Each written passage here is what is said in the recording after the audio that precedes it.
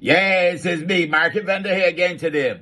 Well, listen, I had planned to say something about the LIAT pilots president, Mr. Patterson Thompson's comments in the media last week. And I was planning to say something, but then I heard the Attorney General of Barbados in Parliament making a statement, and it caused market vendor to sit up and listen. Now, he said, and he was very specific and he was very deliberate. He said that a payment was made to the employees of LIAT in Barbados last year, sometime around August, and that the government is hoping to make another payment to the pilots and other workers on the ex gratia basis. In other words, we are doing this out of the goodness of our hearts and not because it is a financial obligation. But what he went on to say was that both in Antigua and Barbuda and in Barbados, that the LIAT employees, pilots included, some were employed by LIAT Antigua, some were employed by LIAT Barbados. But at the end of the day, they all made payments to the NIS scheme in Barbados and the NIS scheme in Antigua and Barbuda.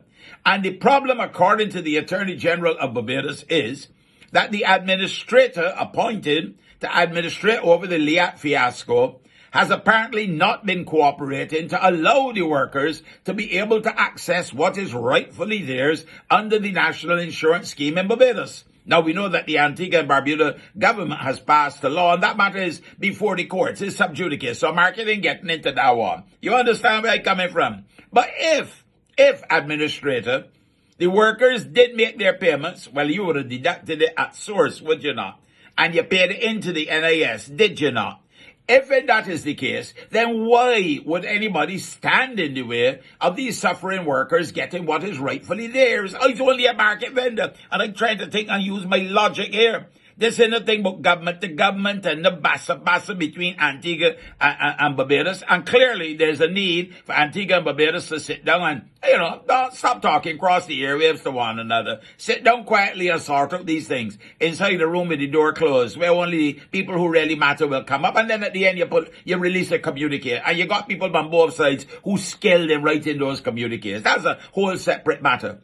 But I got to feel for Mr. Patterson Thompson and his fellow pilots. Because as he rightly said, we fly prime ministers, presidents, dignitaries, ambassadors. We will fly the cricket team, West Indies cricket team, up and down the Caribbean. And that is true. Test matches, one-day internationals, T20s would never have taken place without the intervention and the support of LIAT. Good dear. Business people, ordinary people, higglers and hucksters, people doing little trade, little business, people going for vacation down in the islands. Oh, Lord. I don't even know how we get around the Caribbean right now without the airline that we used to carry around. So he is saying we did our part. We travel and carry you safely all over the Caribbean. Good dear. Take what we know now. We got families too. We got needs. I mean, he's a pilot. A pilot ain't exactly the kind of fella that is hired just in any old business.